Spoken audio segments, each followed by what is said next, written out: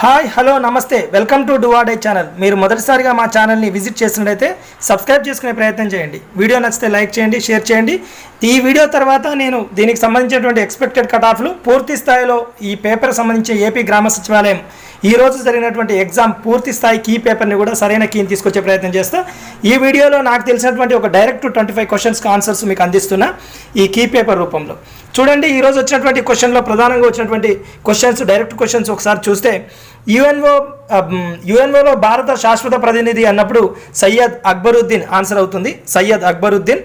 ఇంకా చంద్రయాన్ 2 దేని ద్వారా పంపించిర్రు అన్నప్పుడు జిఎస్ఎల్వి మార్క్ 3 ఆన్సర్ అవుతుంది. జిఎస్ఎల్వి మార్క్ 3 చంద్రయాన్ 2 ప్రయోగాన్ని దాని ద్వారా చేయడం జరిగింది. ఇక 101 రాజ్యాంగ సవరణ చట్టం దేనికి సంబంధించింది అంటే గూడ్స్ అండ్ సర్వీస్ ట్యాక్స్ సంబంధించింది. ప్రధానంగా ఈరోజు వచ్చినటువంటి పేపర్లో ఎగ్జామినేషన్లో ఏపీ గ్రామ సచివాలయం ఎగ్జామ్ పేపర్లో చాలా వరకు పాలిటీ రాజ్యాంగ సవరణ చట్టాలు రావడం జరిగింది. ఇది గ్రూప్ 2 ఓరియంటేషన్లో గ్రూప్ 1 ఓరియంటేషన్ మ్యాక్సిమం ఆ స్థాయి ఒక ఇంపార్టెంట్ స్మార్ట్ ప్రిపరేషన్ చేసినటువంటి అభ్యర్థులు మాత్రమే పెట్టగలిగే విధంగా ఉంది. 101వ రాజ్యాంగ సవరణ చట్టం అన్నప్పుడు జిఎస్టీ బిల్లుకు సంబంధించినటువంటి విషయం. ఇంకా సోషల్ కాంట్రాక్ట్ పుస్తక రచయిత ఎవరన్నప్పుడు ఆన్సర్ రూసో అవుతుంది. సోషల్ కాంట్రాక్ట్ పుస్తక రచయిత ఎవరు అన్నప్పుడు ఆన్సర్ రూసో అవుతుంది. శ్రీకృష్ణ కమిటీ చేసినటువంటి మొదటి సూచన అన్నప్పుడు దాన్ని యాజ్టేజ్గా ఉంచడం, ఆంధ్రప్రదేశ్ రాష్ట్రాన్ని విడగొట్టకుండా యథాతథ స్థితిని కొనసాగించడమే మొదటి ప్రయత్నంగా ఇచ్చింది. రెండవది విభజించవచ్చు కుదరదన్నప్పుడు అనేది చెప్పడం జరిగింది. ఇక మరికొన్ని క్వశ్చన్లు చూస్తే క్రింది వాటిలో సరైనది ఏది అన్నప్పుడు జర్మనీ సహకారంతో రూర్కెలా ఉక్కు కర్మాగారాన్ని ప్రారంభించారు.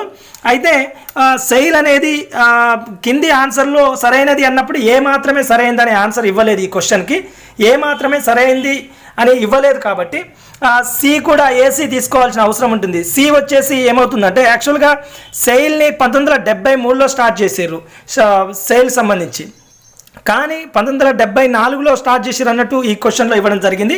సో ఇది అందరికీ క్వశ్చన్ యాడ్ అవుతుందా లేక ఏసీ ఆన్సర్ తీసుకుంటారా చూద్దాం. ఇక బిలాయి ఉక్కు కర్మాగారం అన్నప్పుడు అది 1955లోనే స్టార్ట్ అయింది, కానీ 73 అని ఇచ్చారు.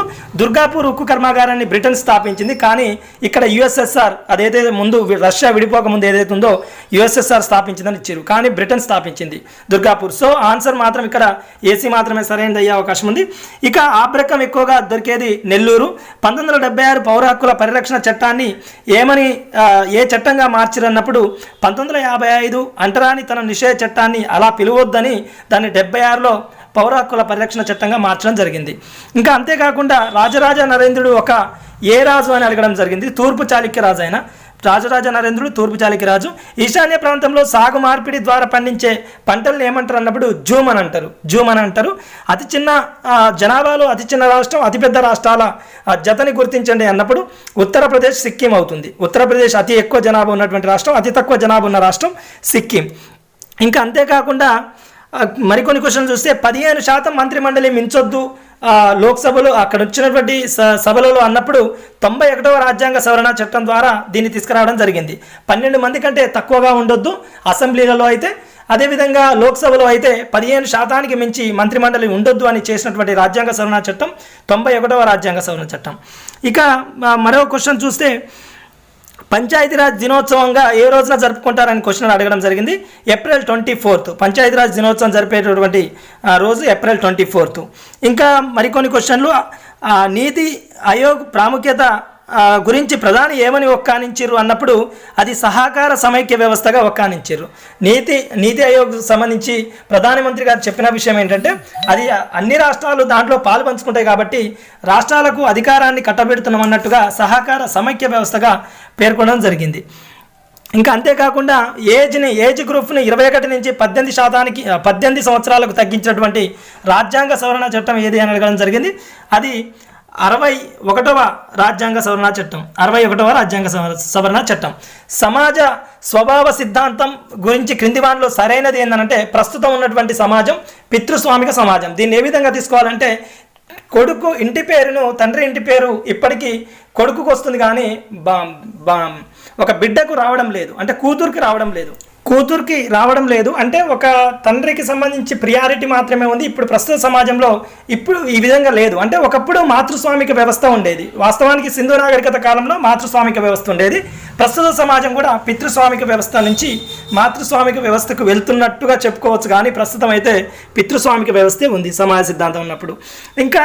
ఇంకా విషయాన్ని పరిశీలిస్తే ఇది సమాజ స్వభావ సిద్ధాంతానికి సంబంధించిన క్వశ్చన్. ఇంకోటి, చిప్కో ఉద్యమానికి సంబంధించినటువంటి ఇద్దరు వ్యక్తుల పేర్లు కింద సరైన జతని గుర్తించండి అని అడగడం జరిగింది. అది సుందర్లాల్ బహుగుణ అండ్ చండీప్రసాద్ భట్ ఆన్సర్ అవుతుంది. చిప్కో ఉద్యమం సుందర్లాల్ బహుగుణ అండ్ చండీప్రసాద్ భట్ కూడా చిప్కో ఉద్యమంలో బాగా యాక్టివ్ పార్టిసిపేట్ చేసినటువంటి ఇద్దరు ఉద్యమ నేతలు. వాళ్ళిద్దరు కూడా పర్యావరణ ఉద్యమానికి సంబంధించిన వాళ్ళు. ఇక ఇలాంటి క్వశ్చన్స్ అయితే మీరు వీడియోని ఇంకా మా నుంచి కటాఫ్లు, ఎక్స్పెక్టెడ్ కటాఫ్లు, అదేవిధంగా మా నుంచి పూర్తి స్థాయి కీ పేపర్ని కూడా మీకు అందించే ప్రయత్నం చేస్తా. ఇంకొక 6 అవర్స్లో మీకు పూర్తి స్థాయి క్వశ్చన్ పేపర్కు సంబంధించిన సరైన ఇది 100% సరైనటువంటి ఆన్సర్లు నేను చెప్పిన ఇప్పుడున్నటువంటి దాదాపు 20 నుంచి 25 క్వశ్చన్స్ అన్నీ కూడా. ఇంకా మీకు అన్ని మిగతా కీ పేపర్ కూడా కావాలని అంటే మాత్రం ఖచ్చితంగా వీడియోని సబ్స్క్రైబ్ చేసుకోండి, షేర్ చేయండి, లైక్ చేయండి. ఇది అండి డువాడే ఛానల్ సంబంధించిన సమాచారం. మరొక కొత్త వీడియోతో మరింత సమాచారంతో మేము ముందుకు వచ్చే ప్రయత్నం చేస్తాం.